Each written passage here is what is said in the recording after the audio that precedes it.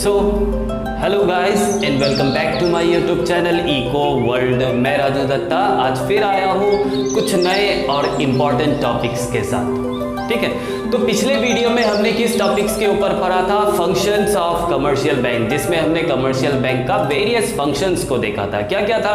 Accepting deposit, advancing loan, overdraft, other facilities. तो ये सब कुछ कुछ फंक्शंस हम कमर्शियल बैंक्स के बारे में पढ़ा था। ठीक है, आज का जो टॉपिक है वो है मनी क्रिएशन और credit creation. It is one of the most important activity of commercial bank through which commercial bank can earn maximum and maximum profit. ठीक है, तो आज के इस वीडियो में हम इसी चीज को देखेंगे कि कमर्शियल बैंक किस तरह से इतना पैसा कमाता है और एक एक एम्प्लॉय को वो लोग 30,000, 40,000, 1 लाख तक का सैलरी दे पाता है। कैसे? ठीक है, उसी रीजन को, उसी प्रोसेस को, उसी सिस्टम को आज हम इस वीडियो में देखने वाले हैं। ठीक है गाइस, तो लास्ट तक देखिएगा इस वीडियो को क्योंकि ये बहुत इंपॉर्टेंट टॉपिक है इस चैप्टर का और एग्जाम में आता ही आता है इस टॉपिक के ऊपर में। ठीक है गाइस, सो लेट्स स्टार्ट। तो गाइस, वीडियो को स्टार्ट करने से पहले मेरे चैनल को सब्सक्राइब कर लीजिए और बेल आइकन पे क्लिक कर दीजिए, जिससे मेरे वीडियोस का लेटेस्ट नोटिफिकेशन आपको मिलता रहेगा। ठीक है गाइस, तो आज का टॉपिक क्या है हमारा? मनी क्रिएशन और क्रेडिट क्रिएशन।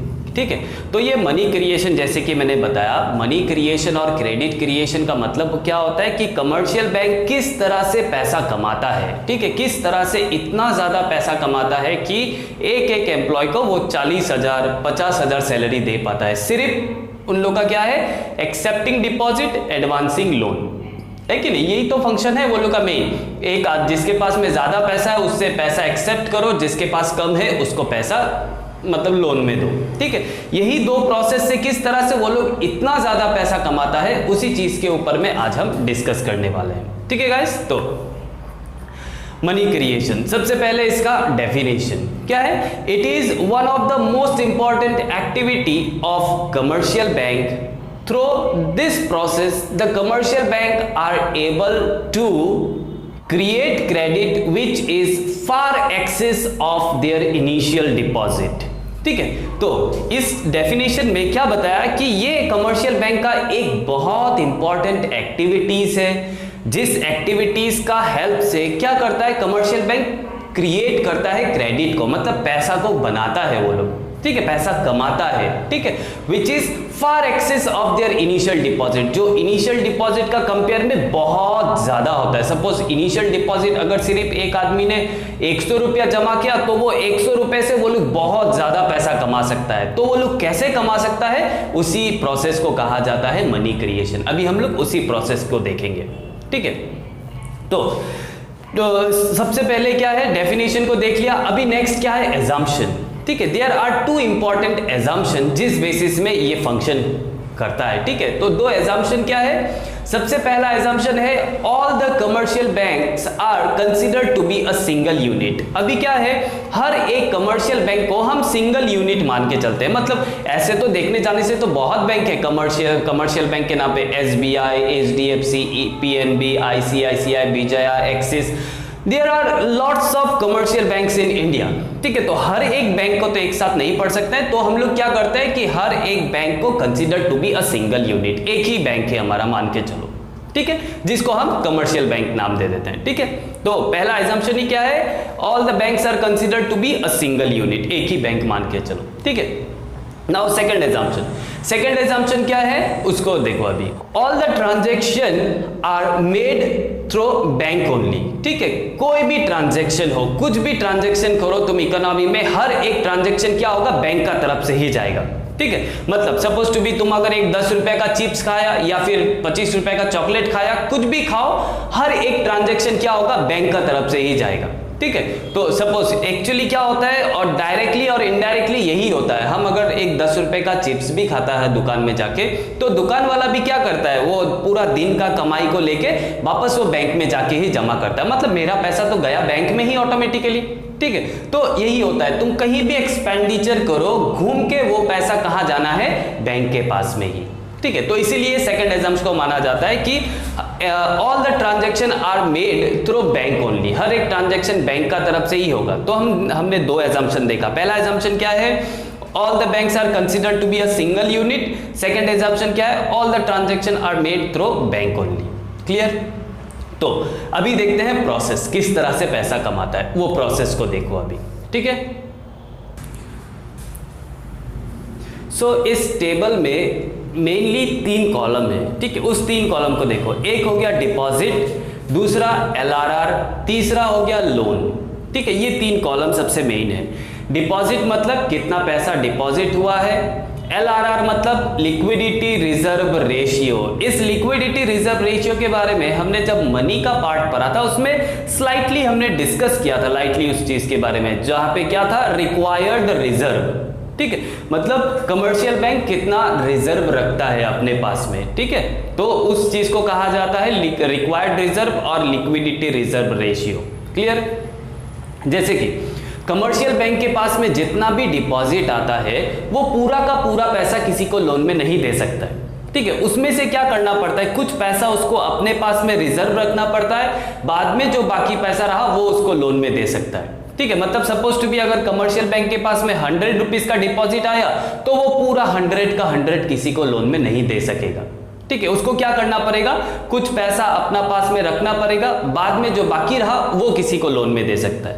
ओके गाइस, तो ये होता है liquidity reserve ratio. Suppose RBI की तरफ से कितना परसेंट फिक्स किया गया है, 20%। मतलब कमर्शियल बैंक को 20% अपने पास रिजर्व रखना पड़ेगा, बाकी 80% वो किसी को लोन में दे सकता है। मतलब क्या हो गया इसका कि अगर 100 रुपीज कमर्शियल बैंक के पास में डिपॉजिट आया, वहां से 20 रुपीज उसको अपने पास में जमा रखना पड़ेगा, रिजर्व रखना पड़ेगा, बाकी जो 80 रुपीज रहा वो 80 रुपीज किसी को लोन में दे सकता है। क्लियर? अभी देखो टेबल में क्या हुआ, सबसे पहला इनिशियल डिपॉजिट, मतलब मान के चलो कि मैंने बैंक में जाके सबसे पहले कितना रुपया जमा किया, 1000 रुपया, और कोई डिपॉजिट नहीं हुआ, वही इनिशियल डिपॉजिट है। हाँ, इनिशियली उसके पास में, बैंक के पास में कितना रुपया जमा हुआ, 1000 रुपीज। तो फिर क्या हुआ, जैसे कि आरबीआई ने क्या बताया कि 20% उसको अपने पास में रिजर्व रखना पड़ेगा LRR के तौर पे। तो कमर्शियल बैंक ने क्या किया, 20% अपने पास में रखा, 1000 का 20% how much, 200 rupees commercial bank ने क्या किया, अपने पास रिजर्व रखा, बाकी रहा 800, वो 800 को क्या किया, उसने किसी को लोन में दे दिया। ठीक है, क्लियर? क्या हुआ, इनिशियल डिपॉजिट मैंने कमर्शियल बैंक में 1000 रुपीज जमा किया, उसमें से कमर्शियल बैंक ने क्या किया, लिक्विडिटी रिजर्व रेशियो के बेस में 200 उसने अपने पास में रखा, क्योंकि 20% कहा था, 20% of 1000 how much, 200 commercial bank ने अपने पास में रिजर्व रखा, बाकी जो 800 रहा, 800 उसने किसी को लोन में दे दिया। ठीक है, क्लियर? नाउ अभी जैसे कि सेकंड एग्जाम्पशन में क्या बताया कि all the transaction are made through bank only, मतलब कहीं भी ट्रांजैक्शन करो वो बैंक का तरफ से ही हो जाएगा। तो कमर्शियल बैंक ने जिस किसी को भी 800 लोन में दिया, वो 800 लेके कहीं तो खर्चा करेगा, सपोज टू बी उसने कुछ सामान खरीदा या कहीं पे उसने कुछ एक्सपेंडिचर किया, इन्वेस्टमेंट किया, कहीं भी कुछ भी एक्सपेंडिचर करो, कहीं भी कुछ भी खर्चा करो, as per the second assumption of money creation की all the transaction are to be made through bank only. तो जहां भी खर्चा करेगा वो पैसा वापस घूम के किसके पास आ जाएगा, बैंक के पास में, इजंट इट? तो 800 क्या हुआ, जो सेकंड पर्सन जिसको भी लोन में दिया वो जाके क्या किया, वापस जहां भी खर्चा किया पैसा वापस बैंक में आ गया, तो राउंड 1। ठीक है, तो जो मेरा ही 1000 का 800 क्या हुआ, वापस बैंक में घूम के आ गया। क्लियर? तो वो 800 का जो सपोज टू बी मैंने जो लोन में दिया, जहां भी खर्चा किया उसने फिर जाके बैंक में जमा किया, तो 800 वापस बैंक में पहुंच गया, तो 800 का फिर LRR है कि नहीं, फिर रिजर्व रखना पड़ेगा उसको 800 का, तो 800 का वापस उसने क्या किया, 20% अपने पास में रिजर्व रखा। 800 का 20% कितना, 160। ठीक है, तो 160 उसने कमर्शियल बैंक ने अपने पास में रिजर्व रखा 160, बाकी कितना रहा 640। उस 640 को वापस वो किसी दूसरा आदमी को लोन में दे देगा। क्लियर, समझा। मेरा 1000 का 20% उसने अपने पास रखा 200, फिर 800 किसी को लोन में दिया। जिस भी आदमी को उसने लोन में दिया वो लोन में लेके पैसा क्या करेगा, कहीं तो खर्चा करेगा। वो खर्चा करने वाला वापस कहाँ पे आएगा, बैंक के पास में। तो बैंक के पास में फिर वापस डिपॉजिट हो गया।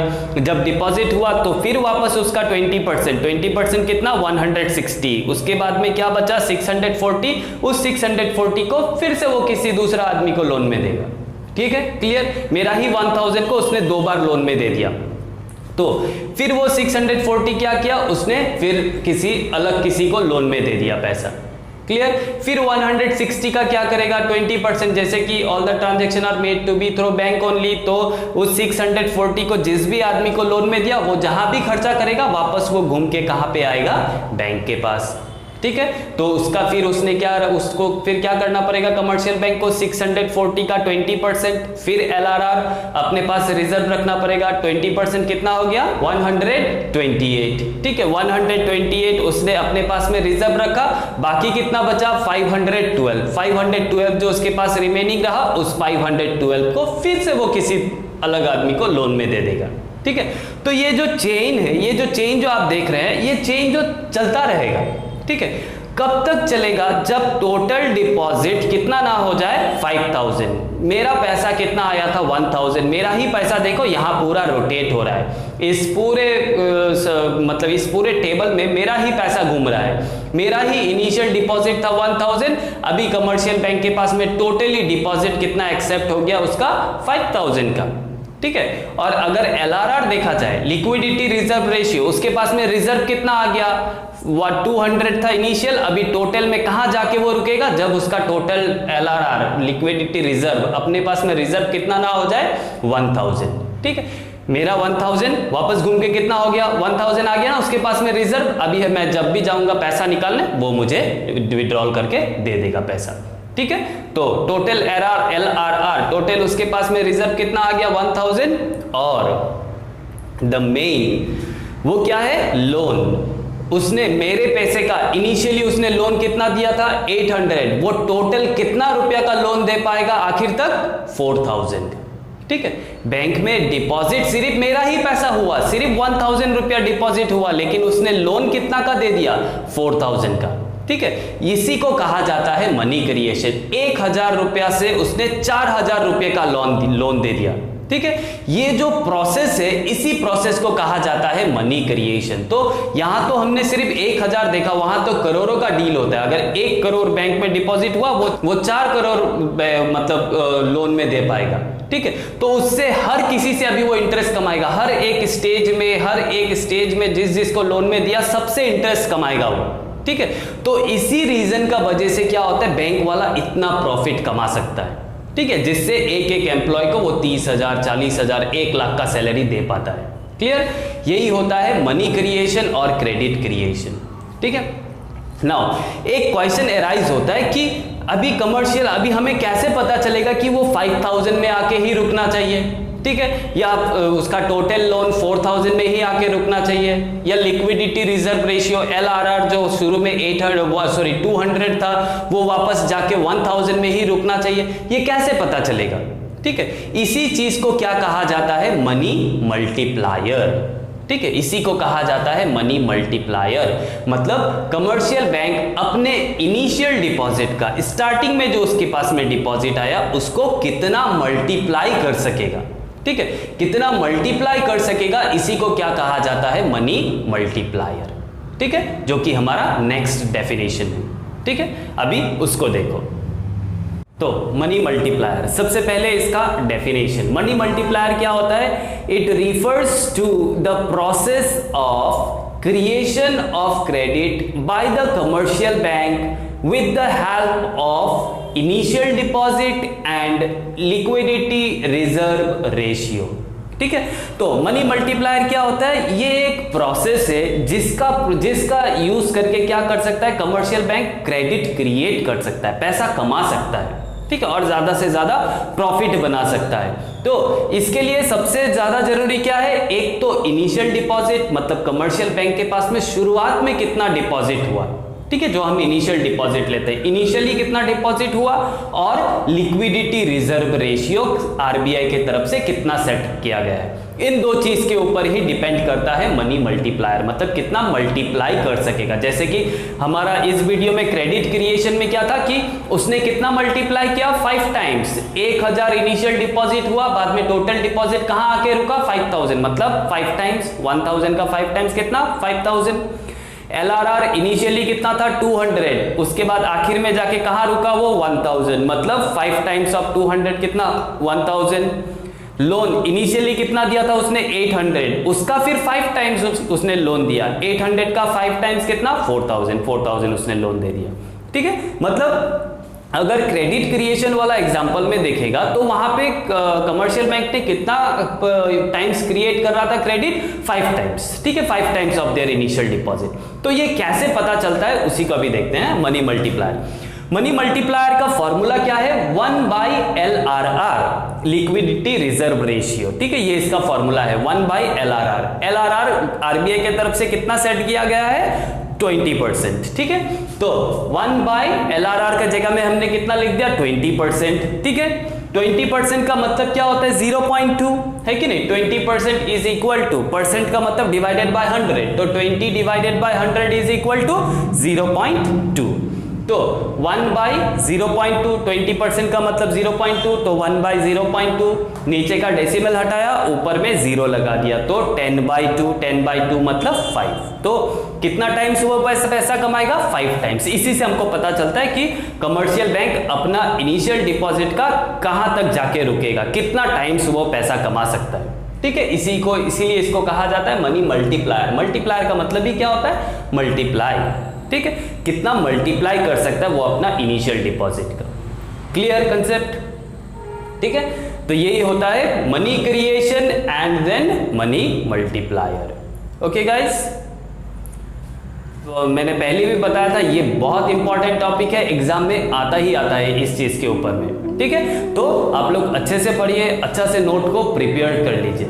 ठीक है गाइस, तो हम लोग नेक्स्ट वीडियो में नेक्स्ट टॉपिक के ऊपर डिस्कस करेंगे। Till then keep watching my channel. Thank you so much. Stay home, stay safe.